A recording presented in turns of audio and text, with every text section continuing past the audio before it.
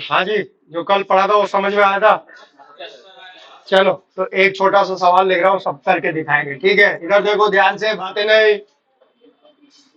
Does 3.2 into 10 की power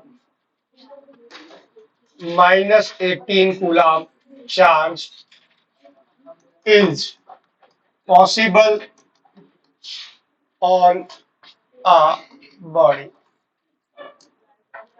क्या किसी बॉडी को इतना चार्ज दिया जाना, 3.2 इंटू 10 की पावर -18 कूलम चार्ज दिया जाना पॉसिबल है क्या? कैसे करोगे?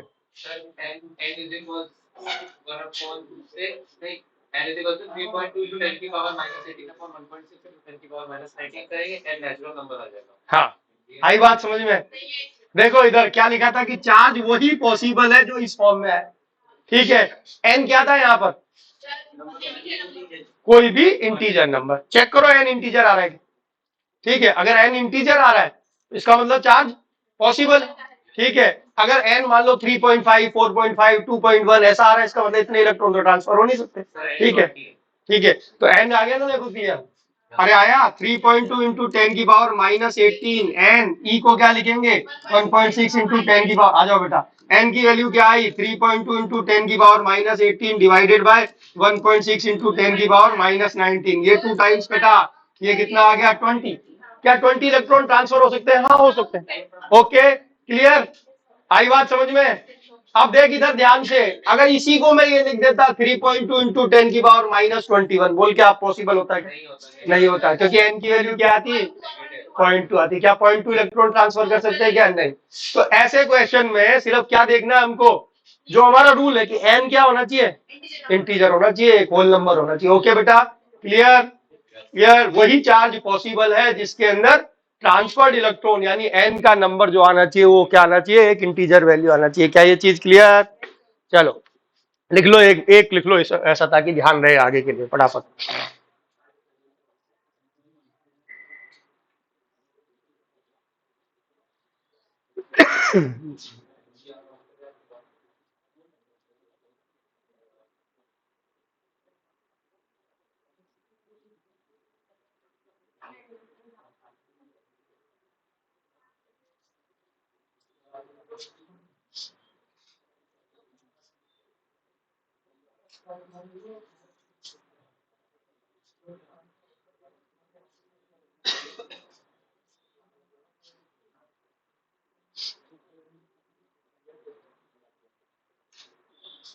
डन। चलो अब देखो इधर ध्यान से, फिर से एक चीज कह रहा हूं। कल हमने कहा था कि जब दो कंडक्टर्स को आपस में कांटेक्ट में लाते हैं तो चार्ज का क्या होता है? रीडिस्ट्रीब्यूशन। रीडिस्ट्रीब्यूशन किस पर डिपेंड करता है? साइज पर। लेकिन अगर दोनों आइडेंटिकल कंडक्टर होते हैं तो नेट अवेलेबल चार्ज क्या हो जाता है? आधा आधा बढ़ जाता है। ओके बेटा, तो एक बिल्कुल सिंपल सा, लिखना भी नहीं है, सिर्फ समझने के हिसाब से बताना। मान लो दो आइडेंटिकल कंडक्टर है, ए और बी। ओके, एक ए है और एक क्या है बेटा? बी। बी पर, ए पर चार्ज है +5 कूलम और इस पर चार्ज है -3 कूलम। अगर इनको मैं कांटेक्ट में लाकर सेपरेट कर दूं तो बताओ ए और बी पर फाइनल चार्ज क्या होगा? कितना? +1 और +1। कैसे समझे भाई? दोनों को जोड़ दिया, टोटल अवेलेबल चार्ज कितना है? +5 और माइनस। चार्ज का सम हमेशा एल्जेब्रिक होगा, साइन के साथ जोड़ना पड़ेगा। ओके, कितना है? +2। आधा आधा डिवाइड हो जाएगा, कितना आ जाएगा बोलो? +1 और, ठीक है, कितना? +1 और, अब ठीक है ना? तो चल अब ठीक सा इस पर एक सवाल लिख रहा हूं, ध्यान से करके दिखाना, ठीक है। तीन आइडेंटिकल कंडक्टर है, ए बी और सी, ठीक है। ए पर चार्ज है +5Q, बी पर चार्ज है -3Q और इस पर चार्ज है +4Q। ओके, हमने क्या किया? First A is bought in contact with C. Then C is brought in contact with B. Final charges on A, B, C. क्या किया? पहले A को C किससे कांटेक्ट में लाए? C से। फिर सी को किससे, बी से, और सेपरेट करके रख दिया सबको। बताओ क्या होगा final charge A B C पर। पहले ए और सी को कांटेक्ट में लाए, फिर सेपरेट कर दिया, फिर सी को किससे टच कर दिया, बी से। जैसे ये तीन है हमारे पास, ये ए बी और ये सी है, ठीक है। पहले ए और सी को टच किया, फिर हटाया, और सी को किससे टच कर दिया, बी से, फिर तीनों को अलग अलग रख दिया। बताओ फाइनल चार्ज क्या होगा। हाँ ए बी सी पे पूछेंगे, खुद पे थोड़ी पूछेंगे। क्या ए और सी का पॉसिबल कैसे होगा, 9 हो जाएगा। हाँ तो चार्ज तो पॉइंट में हो सकता है भैया, इलेक्ट्रॉन ही तो पॉइंट में नहीं हो सकते। चार्ज को थोड़ी कोई कर, चार्ज 1.5 ए में 4.5, बी में 0.75 और सी में भी 0.75। क्या करना पड़ेगा, पहले ए और सी को कांटेक्ट में लाओ। क्या होगा बोले, ए और सी के कांटेक्ट में 4.5। कैसा, पॉजिटिव की नेगेटिव, पॉजिटिव। हमेशा चार्ज का साइन जरूर ध्यान रखना बेटा। पहले किसको कांटेक्ट में लाए, ए और सी को। देखो इधर ए है, ये है क्या है बेटा, सी। ए पर कितना है +5Q, इस पर कितना है बेटा +4Q। जब इनको सेपरेट किया तो इनका चार्ज आधा आधा बट गया। इस पर कितना आ गया, प्लस का 4.5Q, इस पर भी कितना आ गया। ओके, अब हमने क्या किया, सी को किससे कांटेक्ट में लेके आए, बी से। तो ए को तो ऐसे ही छोड़ दिया, अब बी और सी को कांटेक्ट में लेके आए। बोल बी पर कितना चार्ज है, बी पर, अरे बदल गया बी, ठीक है बी, अच्छा नहीं बी पर तो मैं सॉरी, सी पर कितना है, पहले के चार्ज से कोई मतलब नहीं, अब कितना हो गया ये। अब बोल टोटल अवेलेबल चार्ज, ठीक है आपने ठीक निकाला था, कितना आ जाएगा बोलो, कैसा, पॉजिटिव, ठीक है। अब ये अवेलेबल चार्ज क्या हो गया, आधा आधा डिवाइड हो गया, यानी अब बोल बी और सी पर कितना चार्ज आ गया फाइनली, 1.5 प्लस का कितना 0.75, और इस पर भी कितना प्लस का, ओके। यानी अगर फाइनल चार्ज लिखे तो ये सिचुएशन है हमारी, ओके। ए पर कितना है +4.5, बी पर कितना है +0.75, और सी पर कितना है +0.75। ओके, आगे बात समझ में।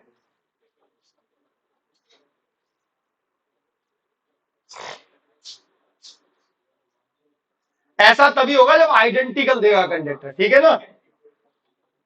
बोल बेटा, क्या बेटा, 5 और 4 कितने, 9, 9 को आधा किया, ठीक है।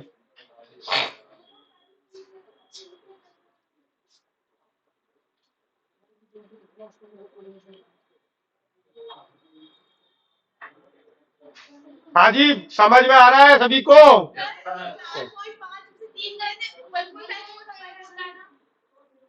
और 1.5 को आधा कर, लड़की बिल्कुल 1.5 था, तभी तो 0.75 आया।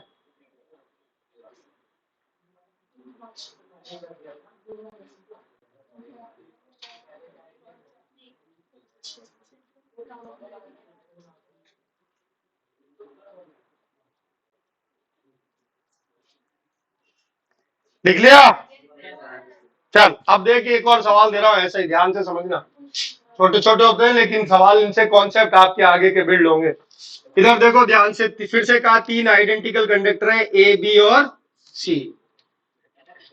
इस पर चार्ज है मान ले प्लस का 4Q, इस पर चार्ज है माइनस का ये, और इस पर प्लस का 6Q। ओके, फिर से वही कहा हमने, पहले ए और बी को कांटेक्ट में लाए, किसको, ए और बी को, फिर लेके आए ए और सी को। ओके, अब मैंने पूछा फाइनली कि जो मास होगा, ठीक है, वो किस ऑर्डर में होगा, ठीक है। इनके मास का ऑर्डर लिखना है। इनिशियली तीनों आइडेंटिकल थे, तो एम ए बराबर था एम बी, और एम बी बराबर था किसके बेटा, एम सी। ओके, आइडेंटिकल थे। अब इनका असेंडिंग या डिसेंडिंग ऑर्डर लिखना है। आफ्टर दिस प्रोसेस इनका मास जो होगा वो किस ऑर्डर में होगा। सर बी का सबसे ज्यादा होगा, ए और सी का बराबर। चेक करो, मास का क्या रूल है हमारा, अगर इलेक्ट्रॉन ऐड हुए तो मास इंक्रीज होगा और इलेक्ट्रॉन डिक्रीज। ओके, हाँ जी, आपके हिसाब से तेजस्वी, बी का सबसे ज्यादा, ए और सी, बी ई और ये M A is equal to M C. अब बोल यही, बाकी बोलो।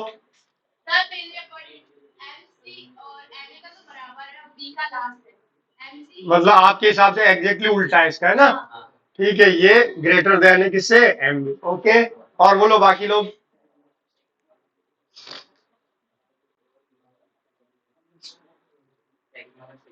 सेकंड वाला पहले एक बार चार्ज चेक करो, इनके चार्ज क्या बन गए कांटेक्ट के बाद। ए और बी को कांटेक्ट में लाए, क्या बन गया हमारे पास, प्लस क्यू, ओके हुआ ना, प्लस क्यू। फिर हमने क्या किया, ए को सी से कांटेक्ट में लेके आए, क्या हो गया 3.5, ठीक है। यानी फाइनल चार्जेस हमारे पास क्या है बेटा, ए पर कितना है बोल, कितना, प्लस का 3.5 क्यू, ओके। बी पर कितना है बोल, +1। क्या ये सबको समझ में आ रहा है ना, चार्ज कैसे लिख रहे हैं। और सी पर कितना है, ओके। चलो ये चार्ज हो गए। अब बोल कि मास में क्या अंतर आया होगा, डी का सबसे ज्यादा होगा, क्यों, इसका चार्ज पहले कितना था बेटा, +4, अब कितना हो गया, अगर +4 से +3.5 रह गया चार्ज, यानी इसने इलेक्ट्रॉन लिए होंगे कि दिए होंगे, बोलो लिए होंगे। पॉजिटिव चार्ज तो तभी कम होता है ना, ठीक है। यानी इसने इलेक्ट्रॉन क्या किए बेटा, लिए, ओके क्लियर। इस पर आओ, ठीक है। बोल ये हमारे पास पॉजिटिव चार्ज है, एक मिनट देखो कॉन्सेप्ट सबको ही समझने दो बेटा। ये इसके पास पॉजिटिव चार्ज है, इसको खत्म करने के लिए हमको इलेक्ट्रॉन ऐड करने हैं कि इलेक्ट्रॉन रिमूव करने, तो इसका पॉजिटिव चार्ज क्या हुआ बेटा, कम हुआ, तो इलेक्ट्रॉन क्या होंगे, क्या ये चीज सबको क्लियर। जब भी पॉजिटिव चार्ज आपका कम हो रहा है, इसका मतलब आप पर इलेक्ट्रॉन क्या किए जा रहे हैं, ऐड किए जा रहे हैं। बात समझ में आ गई। अरे हाँ ना बोल कि मान ले तेरे पास ये दो जो है इलेक्ट्रॉन के बराबर पॉजिटिव चार्ज था, तो 2 इलेक्ट्रॉन ऐड करूंगा तभी तो ये खत्म होगा, ठीक है। यानी जब भी पॉजिटिव चार्ज कम होगा, इसका मतलब क्या है बेटा, इलेक्ट्रॉन ऐड किए, ओके। तो इस पर इलेक्ट्रॉन क्या किए गए बेटा, ऐड किए गए, ओके क्लियर। चल अब इसका देख, बोलो। नेगेटिव चार्ज इसका क्या हुआ, नेगेटिव से पॉजिटिव हो गया, यानी क्या हुआ बेटा,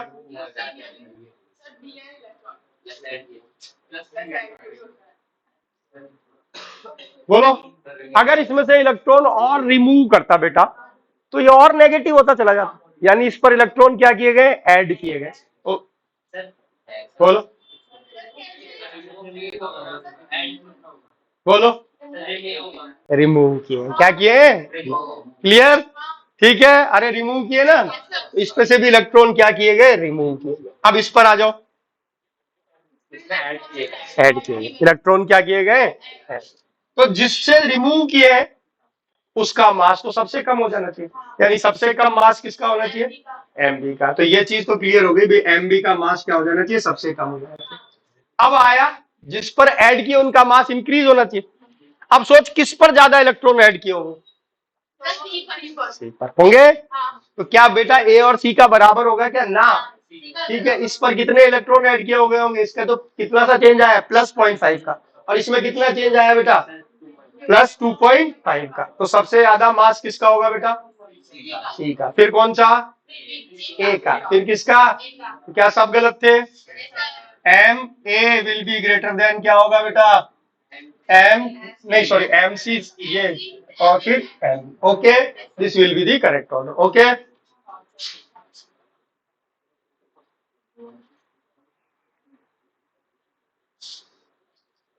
जब भी हमारा पॉजिटिव चार्ज डिक्रीज हो रहा है, हमारे पे इलेक्ट्रॉन ऐड किए जा रहे हैं, ठीक है बेटा। और जब भी पॉजिटिव चार्ज इंक्रीज हो रहा है या नेगेटिव चार्ज कम हो रहा है, ठीक है, तब इलेक्ट्रॉन रिमूव किए जा रहे हैं।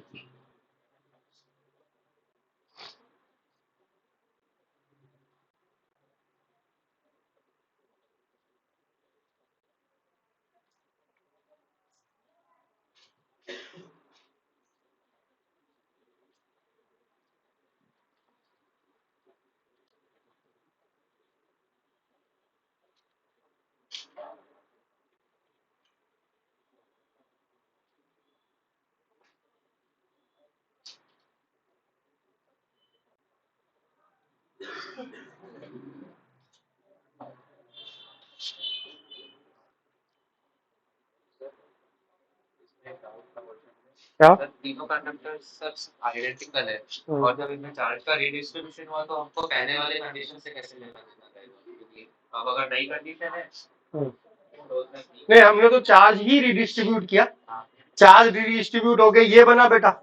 अब चार्ज के चेंज से हमने ये देखा कि मास किसका चेंज हुआ, तो मास का क्या है, जिस पर इलेक्ट्रॉन ऐड किए गए उसका मास इंक्रीज होना चाहिए, जिस पर इलेक्ट्रॉन रिमूव किए गए उसका मास क्या होना चाहिए, कम होना चाहिए। ठीक है, इनिशियली मास सेम था, इसमें से इलेक्ट्रॉन रिमूव किए गए तो ये तो सर्टेनली सबसे कम हो जाएगा इसका मास।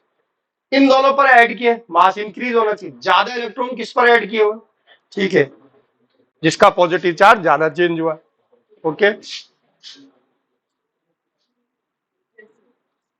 एक और देखो इधर ध्यान से, अगर कंफ्यूजन तो एक छोटा सा सवाल और कर लो। ये फिर से वही कह रहा हूँ, आइडेंटिकल कंडक्टर है ए और बी, ठीक है। इस पर चार्ज है कितना बेटा, प्लस का 4q, और इस पर चार्ज है माइनस का 4q। इनिशियली दोनों का मास सेम होगा, एम ए और एम बी। अगर इनको टच कर दें तो क्या कंडीशन होनी चाहिए, option A M A is greater than M B, option B M A is equal to M B, option C M A is less than M B, और option D can't से।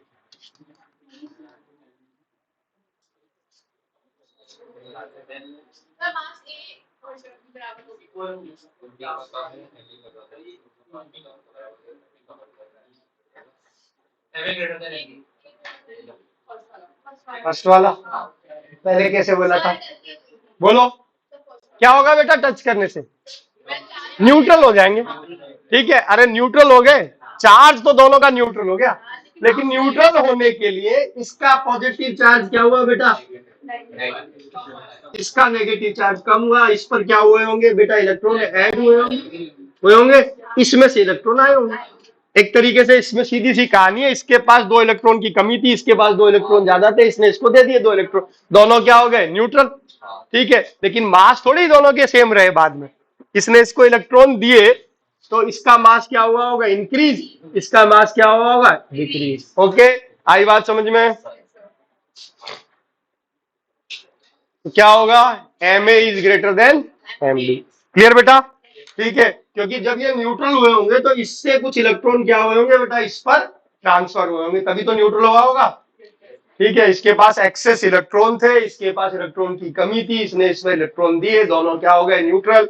लेकिन जिसके पास electron आए उसका मास increase हुआ, जिसने electron दिए उसका मास क्या हुआ, डिक्रीज हुआ, यानी M A is greater than क्या हो जाएगा, क्या ये चीज समझ में आ गई सबको, ठीक है। याद रखो, देखो मान लो मैं आपसे कहूं कि ये कोई बॉडी है जिस पर पॉजिटिव चार्ज था और इसको किसी तरीके से मैंने न्यूट्रल कर दिया, बोलो इसका मास इंक्रीज हुआ होगा कि डिक्रीज हुआ होगा, इंक्रीज हुआ होगा, ओके ना। क्योंकि न्यूट्रल करने का मतलब पॉजिटिव चार्ज को खत्म करना, और पॉजिटिव चार्ज का खत्म करने का मतलब इलेक्ट्रॉन ऐड करना। मैं कहूं ये एक नेगेटिवली चार्ज बॉडी थी, इसको किसी तरीके से मैंने क्या कर दिया, न्यूट्रल कर दिया, इसका मतलब रिमूव किए होंगे, यानी इसके मास में क्या आई होगी, कमी आई होगी, ठीक है, डिक्रीज हुआ होगा। क्या ये चीज क्लियर, अरे आना बोल, चल। देखो चार्ज की लास्ट प्रॉपर्टी हम लिख रहे हैं, अभी फिलहाल जो है 12th के लेवल तक हमारे ज्यादा काम नहीं आती, ठीक है, लेकिन हम उसको लिखते हैं। कितनी हो गई थी, 5वीं है ना ये, ठीक है, 5th, ठीक है। चार्ज इज इनवेरिएंट, छोटी सी प्रॉपर्टी, चार्ज इज इनवेरिएंट। अब इनवेरिएंट क्यों कहते हैं चार्ज को, ये समझने की कोशिश करो।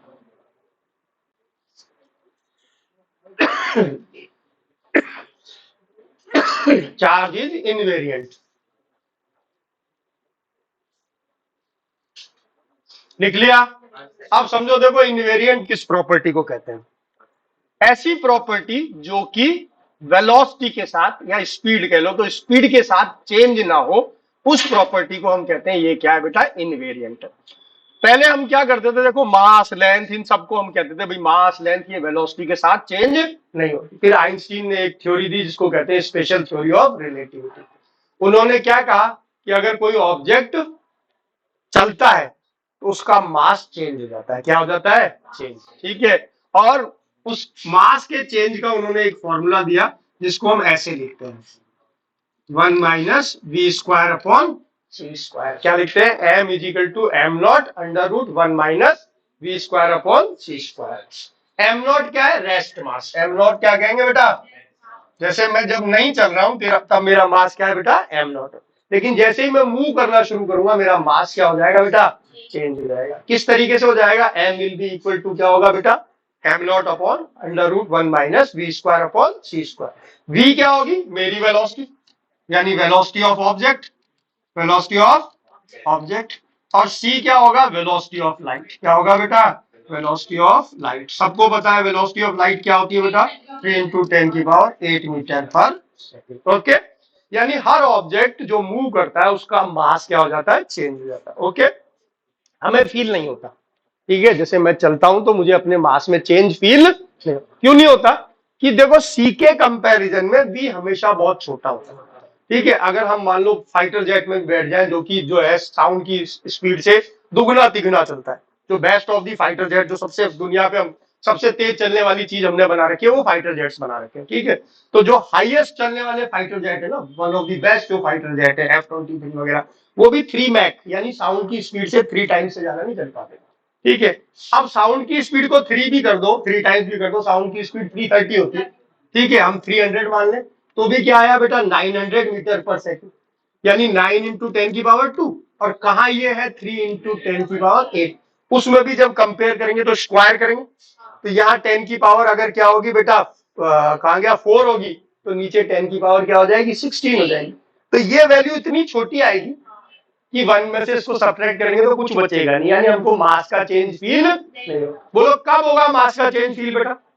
जब हमारी स्पीड लाइट के स्पीड के कंपैरेटिव हो जाए। क्या हो जाए? कम। जैसे हम लाइट की स्पीड की हाफ स्पीड पे चलने लग गए, 1/4 पे चलने लग गए, 1/10 पे चलने लग गए, तो फिर हमारे मास के चेंज क्या होंगे? सिग्निफिकेंट होंगे। क्या होंगे?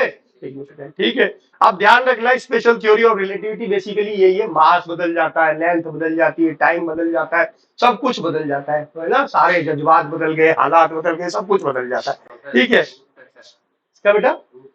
Basically special theory of relativity में उन्होंने टाइम को एक डायमेंशन माना, और ये माना बेसिकली कि टाइम डायलेट होता है। टाइम डायलेट होता है तो टाइम को डायलेट होने से बेसिकली सारी चीजें हमारी क्या होनी चाहिए? डायलेट होनी चाहिए। ठीक है, ओके। अब देखो यही थ्योरी है जो इस बात को भी रेस्ट्रिक्ट करती है कि कोई चीज लाइट की वेलोसिटी से ज्यादा नहीं चल सकती। सोचो अगर कोई चीज लाइट की वेलोसिटी से चले तो उसका मास क्या हो जाना चाहिए? इनफाइनाइट हो जाना चाहिए। क्या हो जाना चाहिए? इसलिए कहते हैं कि लाइट की स्पीड को फिजिकली अचीव करना पॉसिबल नहीं है। फिजिकली सिर्फ वहां अचीव कर सकते हैं जहां पर रेस्ट मास क्या माना जाए? जीरो माना जाए। क्या माना जाए? जीरो। तो लाइट की स्पीड से चलती हुई पूरी फिजिक्स में हम एक ही चीज पढ़ेंगे, वो होगा फोटोन। क्या होगा? फोटोन। और उस फोटोन का रेस्ट मास हम क्या मानेंगे? जीरो मानेंगे। क्या मानेंगे? जीरो। Okay, clear? तो ये जो है ये रेस्ट्रिक्शन भी लगाता है कि कोई भी चीज लाइट की वेलोसिटी अचीव नहीं कर सकती। क्लियर बेटा? ठीक है, लाइट की वेलोसिटी का बैरियर तोड़ना फिजिक्स का या साइंस का एक बड़ा सपना है, क्योंकि अगर हम लाइट की वेलोसिटी का बैरियर तोड़ेंगे तभी हम टाइम ट्रेवल कर पाएंगे। जो हम टाइम मशीन बनाने की कोशिश करते रहते हैं कि टाइम ट्रेवल हो, टाइम ट्रेवल तब पॉसिबल होगा जब हम किस बैरियर को तोड़ेंगे? ठीक है ना? तो बेसिकली हमको चलना पड़ेगा किससे तेज बेटा? लाइट की स्पीड से। जिस दिन हम लाइट की स्पीड से तेज चले उस दिन हम कहेंगे कि हम तो समय में क्या हो गए? टाइम में ट्रेवल करने लगे। बहुत सिंपल सी बात है। जैसे देखो इधर ध्यान से, मान लो आप यहाँ खड़े हो अर्थ पर, ठीक है, ये एक प्लेनेट है बहुत दूर कोई, जहां से लाइट यहां तक आने में क्या लगते हैं? 2 लाइट ईयर लगते हैं। क्या लगते हैं? 2 लाइट ईयर। ओके बेटा, यानी लाइट को यहाँ से यहाँ आने में कितना टाइम लगता है बेटा? 2 साल लगते हैं। कितने लगते हैं? 2 साल। अब सपोज देखो आपने यहाँ पर आप अपने दोस्त के साथ खड़े हो, एक बिल्डिंग गिरी, ठीक है, और आप यहां से जो है यहां पहुंच गए, कितने में? 1 साल में पहुंच गए। मान लो 1 साल में आप यहाँ पहुंच गए। अब ये जो घटना होगी जो यहां से देख रहा होगा उसको कितने टाइम बाद दिखाई देगी? 2 साल बाद, क्योंकि लाइट को यहां से यहां जाने में कितना टाइम लगता है? 2 साल। और आप 1 साल पहले ही पहुंच गए, तो आप उसके बगल में खड़े होकर क्लियरली भविष्यवाणी कर सकते हो, अब देखिए बिल्डिंग गिरेगी, ठीक है, और ये बिल्डिंग गिर जाएगी, क्योंकि 2 साल बाद उसको ये घटना दिखाई दे रही, आप 1 साल पहले ही पहुंच गए वहां पर। तो इसके लिए बेसिकली हमको क्या करना पड़ा? लाइट की स्पीड से तेज चलना पड़ा। और लाइट की स्पीड से तेज चलने में हमारे साथ परेशानी क्या है? कि मास इनफाइनाइट हो जाएगा। ओके बेटा, तो लाइट की स्पीड से तेज हम चल नहीं सकते, इसीलिए हम अभी तक टाइम ट्रेवल नहीं कर पाएंगे, तो हम कर लेते टाइम ट्रेवल। ओके, तो ये तब पॉसिबल हो पाएगा जब हम लाइट की स्पीड को ब्रीच कर पाएंगे, और लाइट की स्पीड को ब्रीच करने के लिए हमें बेसिकली किसमें बदलना पड़ेगा, ऐसे पार्टिकल्स में जिनका रेस्ट मास क्या हो, 0। ओके बेटा, तो जो एवेंजर्स मूवी आप देखते थे ना, उसमें वो पिम पार्टिकल्स की बात करते थे, बार बार करते थे। वो पिम पार्टिकल्स बेसिकली क्या थे, ऐसे पार्टिकल जिनका रेस्ट मास क्या था, 0, या mass density negative, even negative भी वो तो इमेजिन करते थे। ठीक है, ओके, तो ये सब चीजें अभी फिलहाल हमें ये नहीं पढ़ना, हमें कहना, देखो इधर ध्यान से, क्या मास वेलोसिटी के साथ चेंज हो रहा है बेटा, स्पीड के साथ चेंज हो रहा है। हाँ, ऐसी प्रॉपर्टी जो वेलोसिटी के साथ बदल जाए उसको हम कहते हैं ये इनवेरिएंट नहीं है। क्या है, इनवेरिएंट। ये कैसी है, वेरिएंट है। क्या है, तो आइंस्टीन ने सबको इंक्लूड कर दिया, मास भी बदल जाता है, लेंथ भी बदल जाता है, वॉल्यूम भी बदल जाता है, टाइम भी बदल जाता है। क्या बदल जाता है, टाइम। ठीक है, हो सकता है अगर आप जैसे लाइट की स्पीड से तेज करो चलो और 2-3 चक्कर लगाकर आओ धरती पर, तो आपके दोस्त तो सारे बूढ़े हो जाए, आप जब नीचे आओ तो आप जवान ही रहो। ठीक है, क्योंकि धरती पर टाइम अलग स्पीड से चल रहा होगा और आपका टाइम क्या होगा, अलग तरीके से चल रहा होगा। लेकिन चार्ज के बारे में ये कहा कि नहीं, चार्ज पर स्पीड का कोई फर्क नहीं पड़ता। यानी किसी बॉडी का चार्ज अगर 1 कूलाम है, रेस्ट पर रखी हुई है तो 1 कूलाम है, चलेगी तब भी क्या रहेगा, 1 कूलाम। चलते चलते अगर वो लाइट की स्पीड भी अचीव कर लेगी तो भी उसका चार्ज क्या रहेगा, 1 कूलाम। यानी चार्ज कैसी प्रॉपर्टी है बेटा, इनवेरिएंट है। कैसी है, आ गई बात। ठीक है, तो charge of a body does not change with speed even if body moves with the speed of light, तो भी चार्ज चेंज नहीं होता। इसलिए चार्ज को हमने क्या कहा बेटा, चार्ज कैसा है, क्या ये चीज क्लियर।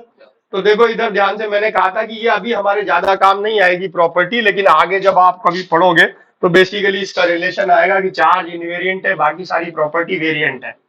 ठीक है, तो क्या लिखोगे इसमें बेटा, एक तो ये लिख लेना फॉर्मूला जो हमने लिखा था ना, कभी कभी ये काम आ जाता है। ओके, और साथ में लिख देना charge does not change with speed, so it is invariant. कैसा है, इनवेरिएंट है।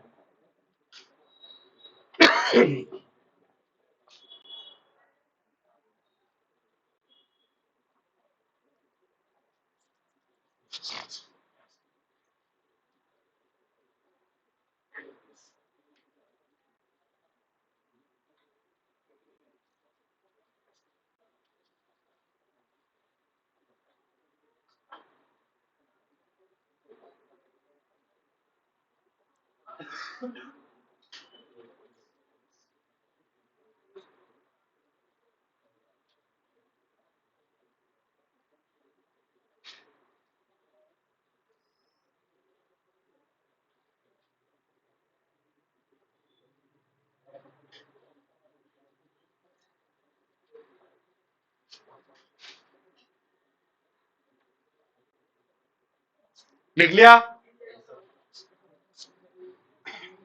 ये हमारी हुई चार्ज की प्रॉपर्टी। अब नेक्स्ट चीज जो हम पढ़ेंगे वो है किसी बॉडी को कैसे हम चार्ज कर सकते हैं, जिनको हम कहते हैं मेथड्स ऑफ चार्जिंग। क्या कहते हैं बेटा, मेथड्स ऑफ। क्या हमें ये क्लियर है कि चार्ज करने का मतलब इलेक्ट्रॉन ऐड करना या रिमूव करना। ओके, तो किसी बॉडी में किस तरीके से हम इलेक्ट्रॉन ऐड या रिमूव कर सकते हैं वो हमारे कहलाएंगे मेथड्स ऑफ चार्जिंग। ओके बेटा, पहला तरीका जो होगा चार्जिंग का जिसको हम कहते हैं वो कहलाएगा बेटा charging by friction. Charging by friction, या इसको सिंपली आप रबिंग भी कह सकते हो। चार्जिंग बाय फ्रिक्शन और charging by rubbing.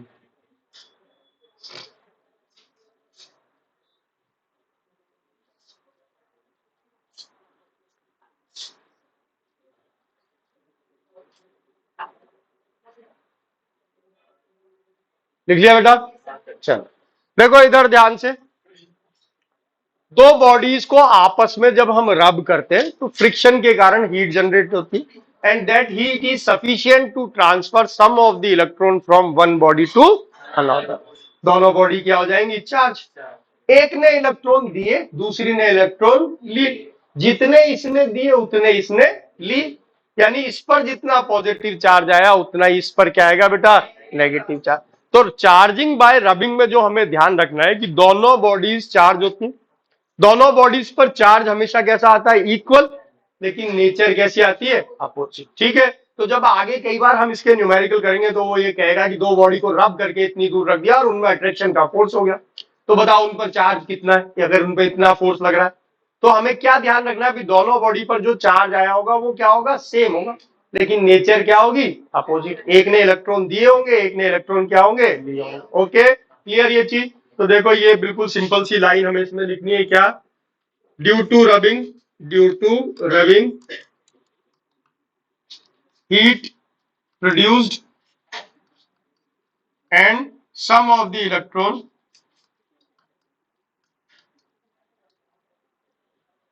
transferred from one body to another. Both bodies acquire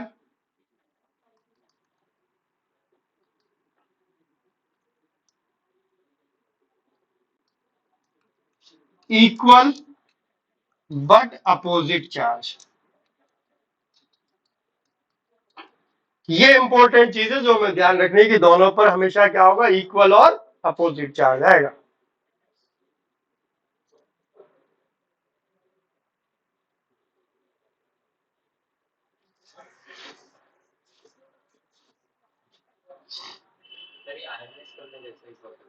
बेटा हाँ, आयोनाइज करने जैसा हो गया, पर आयोनाइज करने में हम एक्सटर्नल एनर्जी सप्लाई करते हैं, इसमें हम क्या वो एनर्जी कहां से लेके आ रहे हैं बेटा, रब करके। ठीक है,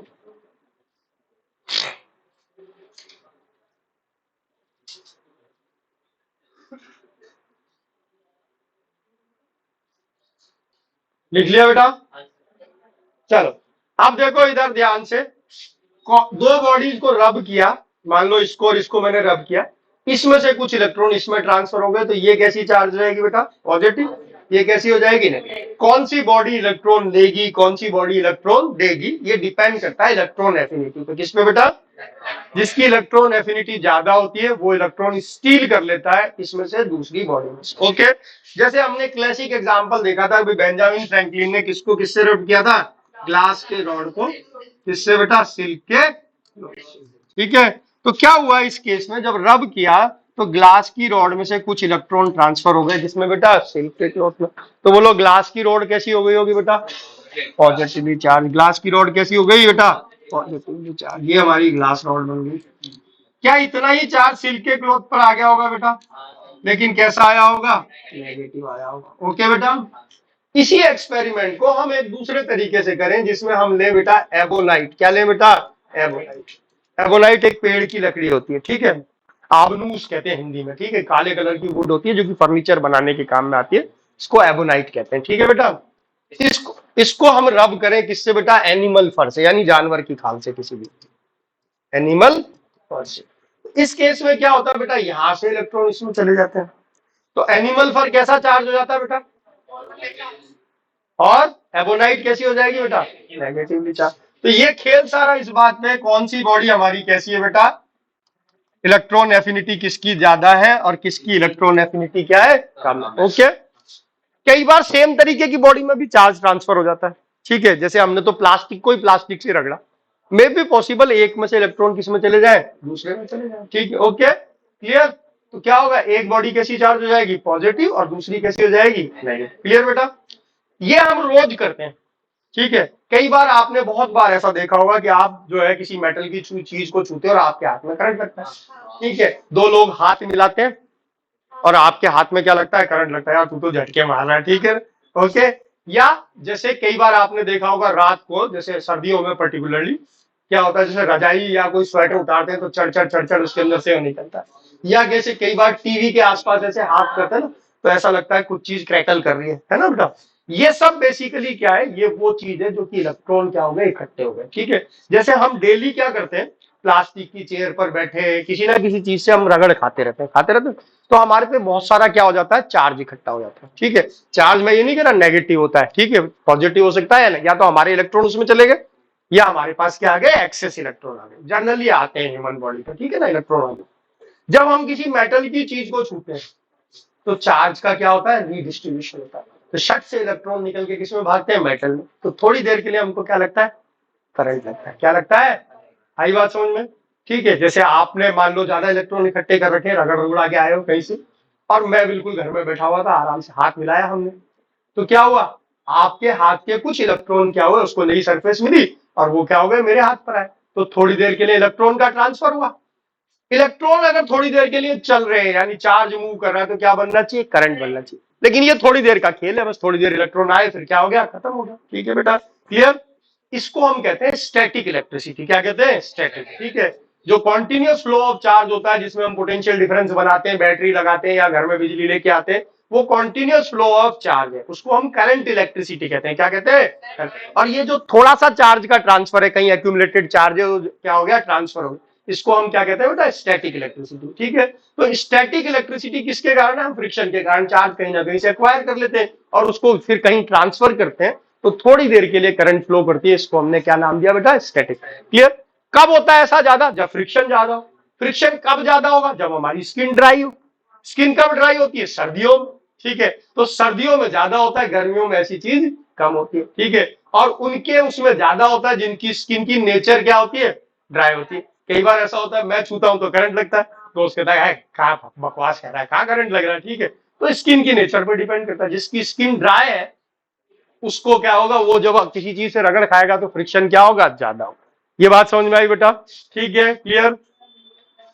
इसकी एक टेबल भी होती है कि कौन सा मटेरियल लेगा, कौन सा देगा, लेकिन इतने सारे मटेरियल हैं कि सारे आप याद नहीं कर सकते। कुछ स्टैंडर्ड मटेरियल है, वो मैं लिखवा दूंगा। ठीक है बेटा, ओके? क्या ये चीज समझ में आ गई बेटा, चार्जिंग बाई फ्रिक्शन क्या है? ठीक है, ओके। चलो अब देखो, दूसरा तरीका भी हम पढ़ चुके हैं। अच्छा, इसमें देखो कि क्या फ्रिक्शन से मैं इंसुलेटर और कंडक्टर दोनों को चार्ज कर सकता हूं? हाँ, ठीक है। तो इसमें एक चीज ये और लिख लो, both insulator and conductor can be charge. ये जो मेथड है, रगड़ रुगड़ा के जो चार्ज करते हैं, इससे हम किसी को भी चार्ज कर सकते हैं, चाहे कंडक्टर हो चाहे इंसुलेटर। क्लियर बेटा? ये जो हमारा एक्यूमुलेटेड चार्ज होता है ना, इसी को जो है न्यूट्रलाइज करने के लिए घरों में अर्थिंग की जाती है। घर में क्या होता है, जो हमारे पास जो है भाई, कोई भी इलेक्ट्रिकल इक्विपमेंट चला रहे हैं, चाहे टीवी हो, माइक्रोवेव हो, कुछ भी हो, उसमें करंट फ्लो करता है। तो उनमें क्या होता है, स्टैटिक चार्ज वो क्या कर लेते हैं, इकट्ठा कर लेते हैं। ठीक है, कुछ ना कुछ इलेक्ट्रिकल फील्ड बनता है, कहीं ना कहीं से इलेक्ट्रॉन पे आके इकट्ठे हो जाते हैं। तो कई बार आपने देखा होगा, इलेक्ट्रिकल इक्विपमेंट को बंद है सब कुछ, स्विच बंद है सब कुछ, तो भी छूते हैं तो हल्का सा क्या लगता है, उसके अंदर करंट लगता है। वो बेसिकली क्या है, स्टैटिक इलेक्ट्रिसिटी है जो कि फ्लो कर रही है। उसको कम करने के लिए हम क्या कर देते हैं, अर्थिंग कर देते हैं। ठीक है, उसको अर्थ से जोड़ देते हैं। आई बात समझ में बेटा? ठीक है, हाँ, लेकिन उसकी एक प्लेट नीचे की, अभी थोड़ी देर बाद अर्थिंग बताऊंगा तो उसमें समझना चाहिए। क्लियर ये चीज? ओके।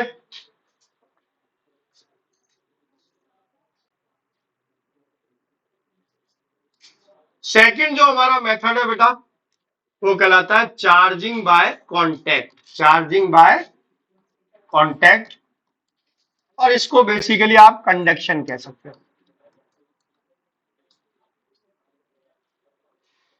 एक तरीके से ये तरीका हमारा समझा हुआ है। ठीक है, हमने पढ़ा, दो कंडक्टर्स को आपस में कांटेक्ट में लाते हैं तो चार्ज का क्या होता है बेटा, रिडिस्ट्रीब्यूशन होता है। होता है लड़की? ठीक है, देख इधर ध्यान से। मान लो हमारे पास ये एक कंडक्टर है, ये एक दूसरा कंडक्टर, मैं आइडेंटिकल नहीं कह रहा, मैं कह रहा हूं कंडक्टर है, इस पर कुछ पॉजिटिव चार्ज है, और ये वाला मेरा कैसा है बेटा, न्यूट्रल है। A is charge, B is neutral. A और बी को कांटेक्ट में लाऊं तो वो क्या होगा, ए का कुछ चार्ज किस पर जाएगा, बी पर जाएगा। ये लो, हमने कुछ चार्ज इसका किस पर पहुंचा दिया बेटा, बी पर। ओके, इनको सेपरेट कर दिया, तो क्या ए के पास चार्ज है, हाँ है। क्या बी के पास भी कुछ चार्ज आ गया? बी पहले कैसा था बेटा, न्यूट्रल। बी को हमने चार्ज कर दिया, कैसे बेटा, बाय कांटेक्ट। कैसे बेटा, by contact due to redistribution of charge. ये जो तरीका कहलाया इसको हमने क्या कहा, चार्जिंग बाय कांटेक्ट। क्या सिर्फ कंडक्टर में होगा? यस, सिर्फ कंडक्टर में होगा। क्या इंसुलेटर में हो सकता है? नहीं हो सकता। क्लियर? किस में होगा? कंडक्टर। क्या इस पर जो चार्ज आएगा वो सेम चार्ज आएगा? हाँ, अगर ये पॉजिटिव है तो ये भी कैसा होगा? पॉजिटिव। ये नेगेटिव है तो ये भी कैसा होगा? नेगेटिव। Okay, clear? इसको हम क्या कहते हैं? चार्जिंग बाय कांटेक्ट कहते हैं। बस डायग्राम बना लो, कुछ भी लिखने की जरूरत नहीं है, लिखा हुआ सब कुछ है डायग्राम में।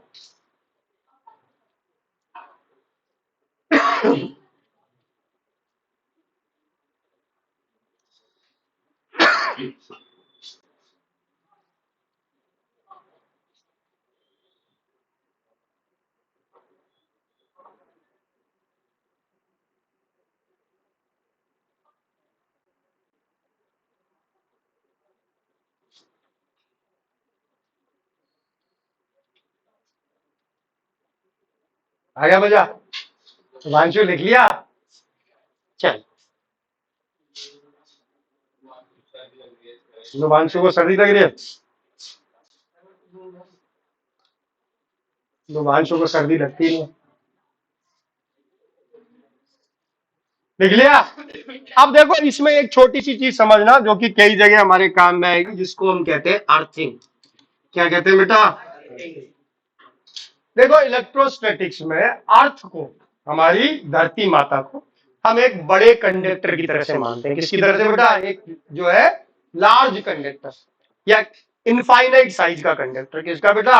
इनफाइनाइट साइज का। ठीक है, यानी इसको मर्जी आए जितने इलेक्ट्रॉन हम दे सकते हैं, इससे मर्जी आए जितने इलेक्ट्रॉन हम क्या कर सकते हैं बेटा? ले सकते हैं। ओके, इस पर कितने भी इलेक्ट्रॉन ऐड कर दूं, कितने भी इलेक्ट्रॉन इससे क्या कर लूं बेटा? रिमूव कर दूं, इसका चार्ज हमेशा क्या माना जाएगा? जीरो माना जाएगा। क्या माना जाएगा? ठीक है। अगर आपको ध्यान हो तो थर्मोडायनेमिक्स में हमने दो चीज पढ़ी थी, सोर्स और सिंक। ध्यान है?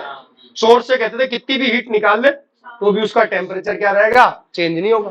सिंक को कहते थे कितनी भी हीट दे दे, ठीक है, कहते थे उसका टेम्परेचर चेंज नहीं होगा। तो यहाँ बेसिकली अर्थ का बिहेवियर ऐसा ही है। Earth is a infinite size conductor. कितने भी इलेक्ट्रॉन इसको दे दे, कितने भी इलेक्ट्रॉन इससे ले ले, इस पर कोई चार्ज क्रिएट नहीं होगा। अगर किसी के पास इलेक्ट्रॉन की कमी है, अर्थ उसको इलेक्ट्रॉन दे देगी, और किसी के पास इलेक्ट्रॉन एक्सेस है तो उसको से इलेक्ट्रॉन क्या कर लेगी? बिल्कुल धरती माता की तरह व्यवहार है। कमी है तो ले जा, ज्यादा है तो दे जा। ठीक है, कोई फर्क नहीं पड़ेगा। तो जब हम किसी कंडक्टर को, देख इधर ध्यान से, मान ले हमारे पास ये कोई कंडक्टर है जिस पर कोई बहुत सारा पॉजिटिव चार्ज है। पॉजिटिव चार्ज का क्या मतलब है बेटा? इलेक्ट्रॉन कम है कि ज्यादा है? कम है ना बेटा? इसको हमने जोड़ दिया किससे बेटा? अर्थ से। किससे जोड़ दिया? अर्थ से। अर्थ क्या करेगी? इलेक्ट्रॉन की, जितने इलेक्ट्रॉन की कमी है उतने इलेक्ट्रॉन अर्थ ने इसमें क्या कर दिया बेटा? ट्रांसफर। बोल, इसका चार्ज क्या हो जाएगा? न्यूट्रल। क्या हो जाएगा? न्यूट्रल। अरे जितने कम है उतने दे दिए तो क्या हो जाएगा बेटा? क्या बन जाएगा ये? अर्थ पर कोई चार्ज क्रिएट होगा क्या? नहीं। Okay, clear? इलेक्ट्रॉन किस पे ट्रांसफर हुए बेटा? बॉडी पर। अगर मैं इसका मास पूछूं, बोल इसका मास m था, तो इसका मास इंक्रीज हो जाएगा कि डिक्रीज हो जाएगा अर्थिंग करने से? इंक्रीज हो जाएगा। ओके, हो जाएगा ना? अब यही मैंने कहा, ये मेरा कंडक्टर था, नेगेटिवली चार्ज था। क्या था बेटा? Negatively charge. इसको मैंने अर्थ से जोड़ दिया, क्या होगा बेटा? ठीक है, इलेक्ट्रॉन इसके पास ज्यादा थे, अर्थ कहेगा ले भाई वजन कम कर ले अपना, मुझको दे दे। ठीक है, क्या होगा बेटा? मास। ओके, ये ध्यान। तो जब हम अर्थिंग करेंगे किसी चीज की, तो जो भी एक्सेस इलेक्ट्रॉन धरती में जा सकते हैं वो चले जाएंगे, कमी है तो धरती से आ जाएंगे, धरती पर कोई फर्क नहीं पड़ेगा। ओके, अब अर्थिंग के लिए हम कभी भी अर्थ को नहीं बनाएंगे। सिंबल देख, अर्थिंग का क्या होगा? सिंबल जब भी किसी बॉडी को ऐसे दिखा दें, इसका मतलब इसको क्या कर रखा है? अर्थ कर रखा है। ये किसका सिंबल है बेटा? आ गई बात समझ में? घरों में एक्चुअल में हम अर्थिंग करते हैं, कैसे करते हैं? एक बढ़िया सी कॉपर की प्लेट लाते हैं, खड्डा खोद के उसमें दबाते हैं उसको, उससे एक तार लाते हैं और अपने सॉकेट के अंदर जोड़ देते हैं। तो जो एक्सेस चार्ज होता है वो किस में चला जाता है? अर्थ में चला जाता है। क्लियर बेटा? इसको हम अर्थिंग कहते हैं। अर्थिंग का सिंबल, अर्थिंग का मतलब क्या? अर्थिंग का जो एक्सेस चार्ज है उसको या तो अर्थ से ले लिया जाता है या अर्थ को दे दिया जाता है। ओके बेटा?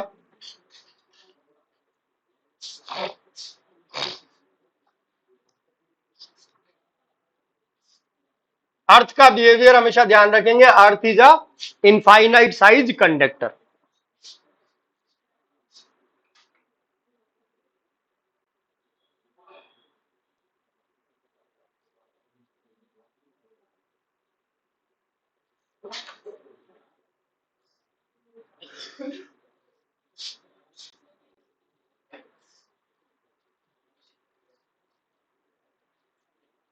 लिख लिया?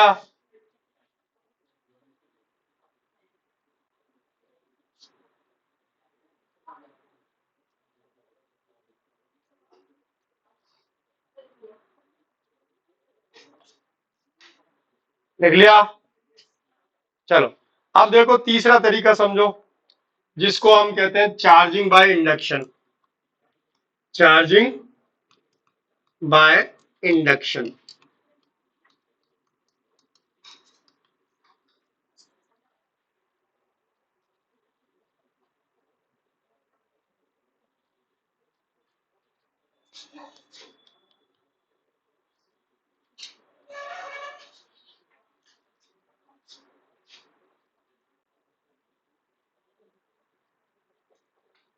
लिख लिया क्या? 2 मिनट लिखना छोड़ो, समझो इसको बस, क्योंकि इनमें बेसिकली थ्योरेटिकल क्वेश्चन ही आएंगे, ये कॉन्सेप्ट समझने आते। ठीक है बेटा, ऐसा नहीं कि हमसे पूछेगा मेथड्स ऑफ चार्जिंग लिख दे, इस तरीके के सवाल नहीं आते। अभी तक जो हमने पढ़ा है उसमें से अगर कोई आ सकता है तो न्यूमेरिकल क्वांटाइजेशन का, चार्ज रिडिस्ट्रीब्यूशन का, इसका भी आ सकता है। बाकी कुछ भी नहीं आएगा अभी तक थ्योरी में, क्योंकि बहुत बेसिक चीजें हैं। ठीक है, चार्जिंग बाय इंडक्शन को लेकिन समझना जरूरी है, क्योंकि इससे बहुत सारे कॉन्सेप्ट हमारे जुड़े हैं। ठीक है, मान ले मेरे पास यहाँ पर एक चार्ज कंडक्टर है। कैसा है बेटा? लेट अस से इस पर पॉजिटिव चार्ज है। ओके बेटा, और इसके पास मैंने एक दूसरा न्यूट्रल कंडक्टर का टच नहीं किया। क्या कंडक्टर के अंदर बहुत सारे फ्री इलेक्ट्रॉन होते हैं बेटा? होते हैं। फ्री इलेक्ट्रॉन का क्या बिहेवियर हमने माना था? विद इन बॉडी कहीं भी जा सकते हैं। क्या कर सकते हैं? बॉडी के बाहर नहीं जा सकते, विद इन बॉडी। ठीक है, क्या ये पॉजिटिव चार्ज इसके नेगेटिव चार्ज को अट्रैक्ट कर रहा होगा?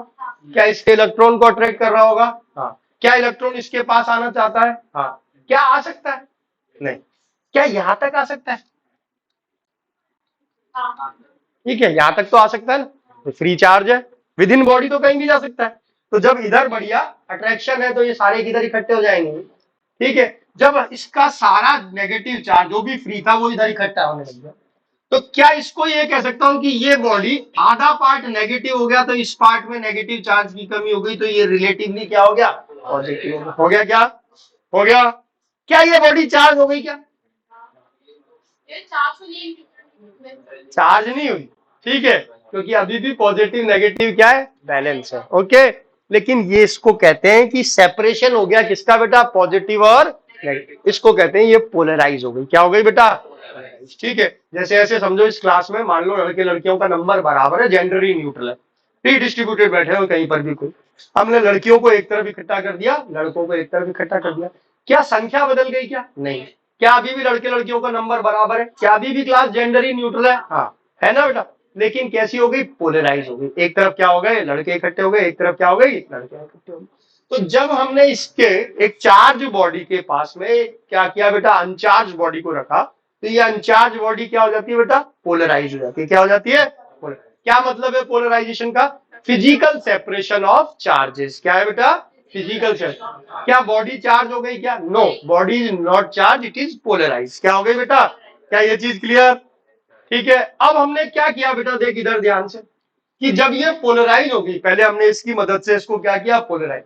तब हमने क्या किया? यहां पर एक अर्थिंग का वायर लगा दिया। ठीक है, बोल क्या होगा?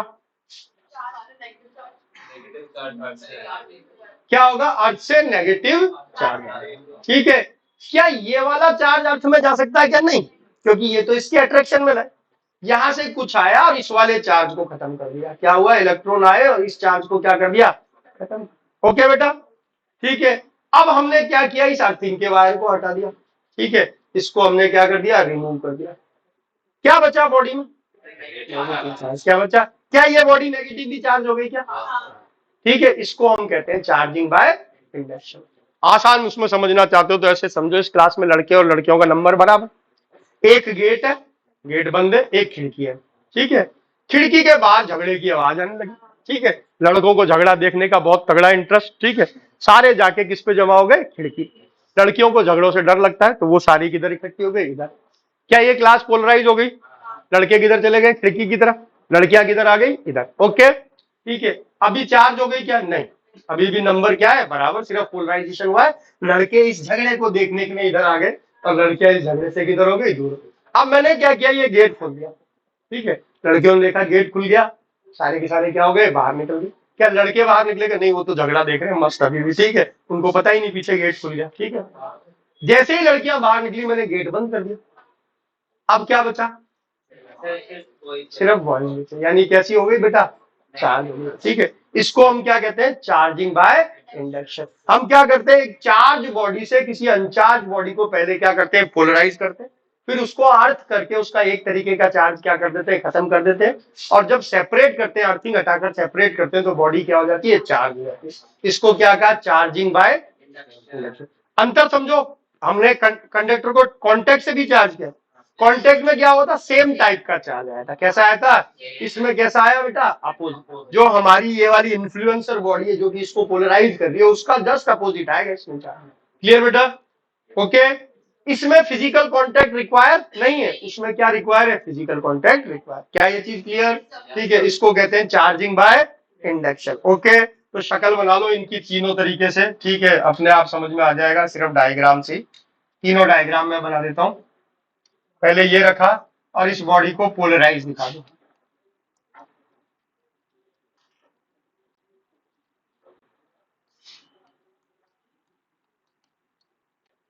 ये हो गई पोलराइज्ड। इसमें से ये इलेक्ट्रॉन इधर गए, ये हमारे पास ऐसे हो गई, इस पर पॉजिटिव चार्ज, इस पर कैसा चार्ज, नेगेटिव चार्ज।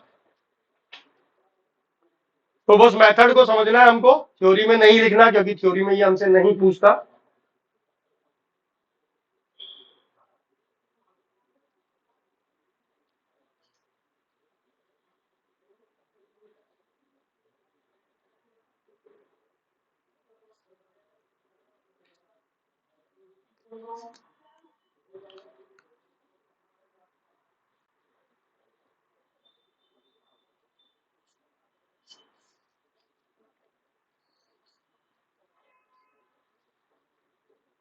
लिख लिया?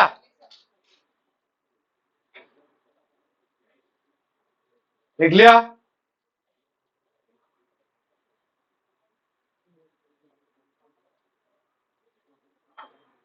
हाँ जी, लिख लिया तो सबने। तो अब देखो इधर ध्यान से सुनना, एक छोटी सी चीज जो कि इससे जुड़ी है। हमने क्या देखा कि अगर किसी चार्ज बॉडी को किसी न्यूट्रल बॉडी के पास रखते हैं तो मे बी पॉसिबल ये इसको क्या कर दे बेटा, पोलराइज कर दे। याद रखो, पोलराइजेशन जरूरी नहीं है सिर्फ कंडक्टर में ही हो, अगर ये बहुत स्ट्रांग होगी तो it can polarize insulator also. क्या कर सकती है, इंसुलेटर को भी क्या कर सकती है, पोलराइज कर सकती है। ओके, तो अगर किसी चार्ज बॉडी को अनचार्ज बॉडी के पास रखते हैं तो वो उसको क्या कर सकती है, पोलराइज। पोलराइज करने का मतलब क्या है बेटा, सेपरेशन ऑफ चार्ज। ठीक है बेटा, तो देख इधर ध्यान से, मान ले मेरे पास ये कोई एक पॉजिटिवली चार्ज बॉडी है, इसके पास मैंने ये एक दूसरी बॉडी रखी और ये पोलराइज हो गई, तो क्या ऐसे ही पोलराइज होगी क्या ये? और अगर ये बॉडी नेगेटिवली चार्ज होती, इसके पास ये रखता, तो कैसे पोलराइज होती, इधर पॉजिटिव आता और इधर क्या होता बेटा, क्लियर बेटा? अब इसके ये पॉजिटिव है ये नेगेटिव है, तो क्या ये एंड एक दूसरे को अट्रैक्ट कर रहे होंगे क्या? क्या ये एक दूसरे को अट्रैक्ट कर रहे होंगे क्या? ये बॉडी कैसी है बेटा, चार्ज। ये बॉडी कैसी है, कैसी है, ये कैसी बॉडी है, चार्ज। ये कैसी बॉडी है, यानी force of attraction can possible between a charge and a neutral body.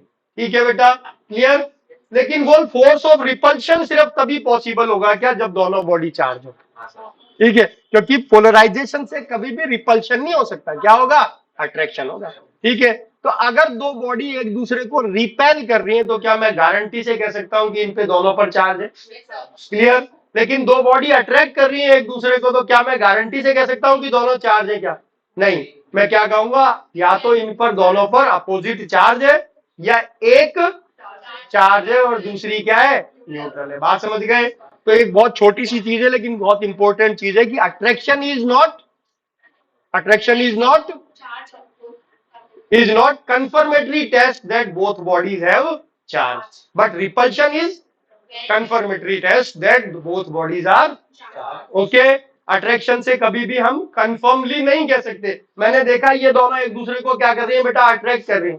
क्या मैं दोनों को चार्ज कह सकता हूं क्या? नहीं। मे बी पॉसिबल दोनों क्या हो, चार्ज हो, ठीक है, एक पर पॉजिटिव होगा तो दूसरे पे क्या होगा, नेगेटिव, या एक बॉडी चार्ज हो और दूसरी क्या हो गई हो, पोलर। लेकिन अगर ये एक दूसरे को रिपेल कर रही है then I can definitely say that both bodies are charge. आ गई बात समझ में? तो बस यही चीज लिखनी है, देख इधर ध्यान से नोट लगाकर छोटी सी बात लिखनी है, क्या कि जो अट्रैक्शन है it is not confirmatory test, ठीक है, बट रिपल्शन इज, ठीक है। तो नोट लगा और ये बात लिख, अट्रैक्शन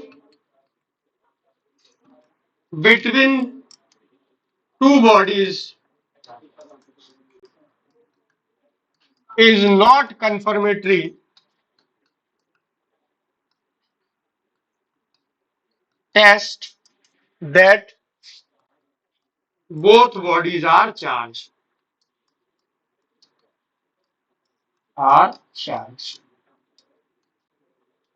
Repulsion is confirmatory. क्या ये चीज क्लियर है? तो अगर ये समझ में आया तो एक छोटा सा सवाल लिख रहा हूं, बहुत छोटा सवाल है लेकिन लगभग हर कॉम्पिटिटिव एग्जाम में कभी ना कभी पूछ लिया गया है, क्योंकि वो सोच समझ के इस चीज का जवाब देना होता है और जिसमें सोचना समझना पड़ता है वो सवाल अच्छे लगते हैं लोगों को, ठीक है।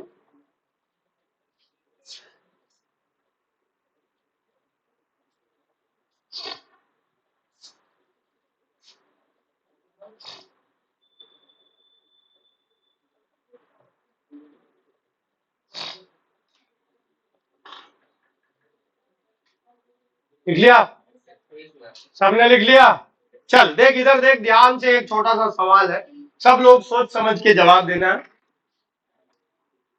मेरे पास 5 गेंद थी, 1 2 3 4 और 5, कोई आइडेंटिकल नहीं करा, कुछ नहीं करा, 5 बॉल थी, ओके बेटा। मैंने क्या देखा कि बिटवीन 1 2, या इसको ऐसे बार बार डायग्राम मत बनाओ, ऐसे लिख लो, बिटवीन 1 2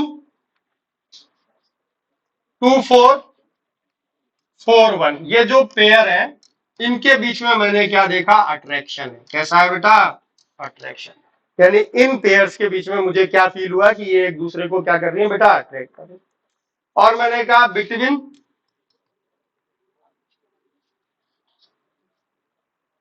2 3 और 4 5 क्या देखा, रिपल्शन है।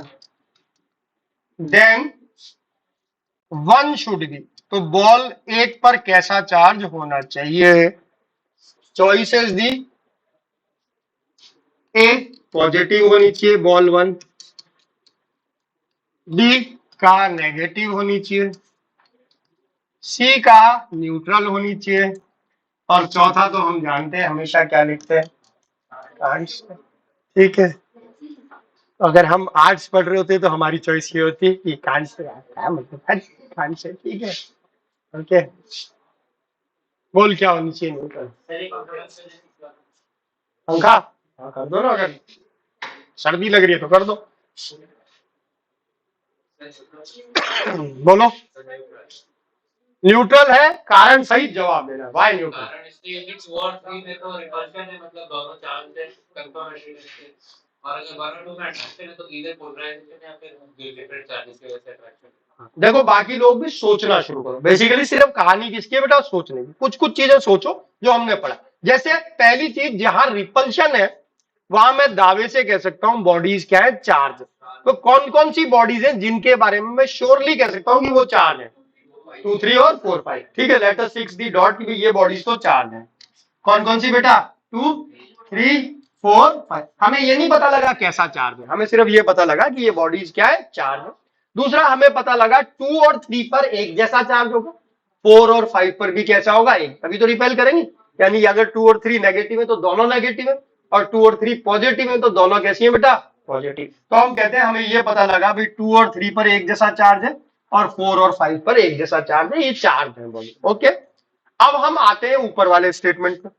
1 और 2 के बीच में अट्रैक्शन, 1 और 2 के बीच में क्या दिखा बेटा, अट्रैक्शन। ओके, 1 और 2 के बीच में हो सकता है एक न्यूट्रल हो, एक क्या हो, चार्ज। ठीक है, कुछ नया नहीं पता लगा। 2 और 4 के बीच में कैसा, अट्रैक्शन।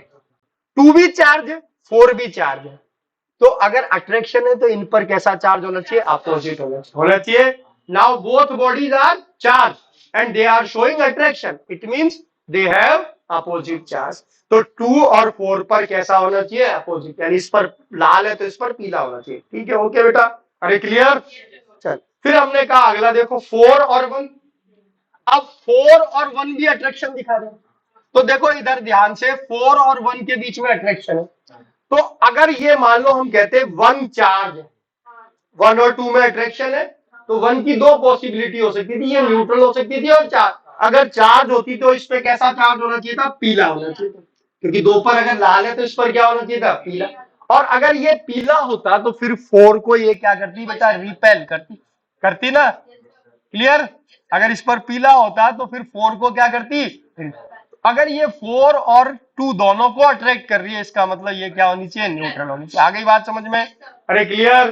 देखो फिर से एक बार फिर से समझो, देखो इनिशियली हमने कहा भाई कौन कौन सी बॉडी चार्ज है, 2, 3 एंड 4, 5। 2 और 3 पर सेम टाइप चार्ज होना चाहिए, 4 और 5 पर सेम टाइप चार्ज होना चाहिए। तो हमने 2 और 3 पर लाल निशान लगा लिया और 4 और 5 पे येलो निशान लगा लिया। ओके बेटा, यहां से बस यही पता लगा कि दे आर श्योरली चार्ज, और 2, 3 और 4, 5 में 2, 3 के पास अपोजिट तरीके का चार्ज है, 4, 5 के पास भी अपोजिट तरीके का चार्ज है। ओके क्लियर, सेम तरीके का चार्ज है। ओके बेटा, फिर आए हम 1, 2 पर। हमें कोई नई इंफॉर्मेशन नहीं मिली, हमें सिर्फ ये पता लगा 2 श्योरली चार्ज है, 1 कैन बी न्यूट्रल और चार्ज। लेकिन अगर 1 पर चार्ज है तो 2 का कैसा होगा, अपोजिट होगा। ओके बेटा, फिर आए हम इस पर बेटा 2 और 4। 2 और 4 क्या दिखा रहे हैं, अट्रैक्शन, मतलब इन पर अपोजिट चार्ज है, ऑलरेडी हमने मार्क किया, यानी इस पर रेड है तो इस पर क्या है, ओके बेटा। फिर आए हम 4 और 1।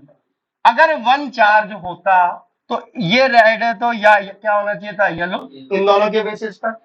और फिर अगर 4 और 1 को देखते तो इनमें क्या होना चाहिए था, रिपल्शन होना चाहिए। क्लियर बेटा, ठीक है, इसलिए हम कहते हैं 1 कैसा होगा बेटा, श्योरली क्या होना चाहिए, न्यूट्रल होना चाहिए। क्लियर बेटा, रिपल्शन अभी अभी तुमने क्या लिखा, लाइक बोलो, पढ़ो उसको, क्या लिखा,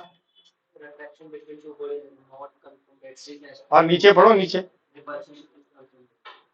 यानी रिपल्शन तो तभी होगा जब दोनों बॉडी चार्ज हो। दो न्यूट्रल बॉडी कैसे रिपेल करेंगे एक दूसरे को, अरे न्यूट्रल न्यूट्रल को क्या खा के पोलराइज करेगी। पोलराइजेशन कब हुआ, इस बॉडी पर चार्ज था, पॉजिटिव था तो इसने इसके इलेक्ट्रॉन इधर खींच लिए, अगर नेगेटिव था तो इलेक्ट्रॉन को पीछे की तरफ धक्का मार दिया, तो ये न्यूट्रल इसको कैसे पोलराइज कर देगा। ओके, पोलराइजेशन तो तभी पॉसिबल है ना जब प्रेजेंस किसकी हो, एक किसी चार्ज बॉडी की प्रेजेंस में अनचार्ज बॉडी क्या हो सकती है, पोलराइज हो सकती है। क्लियर बेटा, आ गई बात समझ में। दो न्यूट्रल बॉडी थोड़ी एक दूसरे को पोलराइज कर सकती है, ठीक है। ओके, क्या ये चीज क्लियर बेटा। चल देख एक आध छोटे छोटे सवाल और, एक एग्जांपल और। दो चार्जेस के लिए, कोई भी दो चार्जेस थे Q1 और Q2, क्या थे बेटा, और हमें कहा Q1 Q2 के लिए Q1 Q2 का जो प्रोडक्ट है दैट इज ग्रेटर देन 0, क्या है, दैट इज ग्रेटर देन 0। फिर हमसे कहा the force between them, the force between them, और ऑप्शन दिए अट्रैक्शन, सेकंड दिया रिपल्शन, थर्ड दिया हमको न्यूट्रल, कुछ भी नहीं है, no force, basically no force, और फोर्थ दिया कांट से। बोलो क्या होगा, रिपल्शन। क्यों, क्योंकि दोनों का प्रोडक्ट बेसिकली अगर ग्रेटर देन 0 आ रहा है तो तभी पॉसिबल है या तो दोनों पॉजिटिव हो या दोनों नेगेटिव हो। क्लियर बेटा, समझ गए भाई। -2 और -5 कूलाम ये हमारे चार्ज है, मल्टीप्लाई करूंगा तो क्या आएगा बेटा, +10 कूलाम का स्क्वायर ये आएगा। और अगर मैंने कहा यहाँ पर मान लो -2 +2 और +5 है तो भी क्या आएगा बेटा, +10। यानी या तो ये दोनों कैसे होने चाहिए बेटा, पॉजिटिव, या ये दोनों क्या होने चाहिए, नेगेटिव। क्लियर बेटा। और मैं अगर ऐसे कहूं, मान लो इसी का उल्टा Q1 Q2 is less then 0, कैसा होगा बेटा, अट्रैक्शन। क्यों? क्योंकि दोनों का प्रोडक्ट क्या आना चाहिए बेटा, कैसा आएगा, नेगेटिव। ठीक है, लेस देन 0 का मतलब नेगेटिव वैल्यू, ग्रेटर देन 0 का मतलब पॉजिटिव। समझ गए ना? अरे क्लियर? अरे आना बोल। चल एक लिख ले इनमें से, दूसरे को ध्यान रखना कि ऐसे करते हैं। अब इसको ऐसे किया, अब की बार कहा Q1 plus Q2 is greater than 0, force कैसा होना चाहिए, फोर्स बिटवीन देम। पहला का अट्रैक्शन,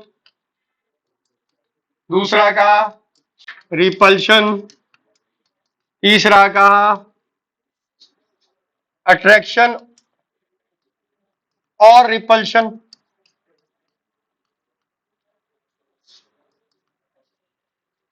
चौथा का नो फोर्स।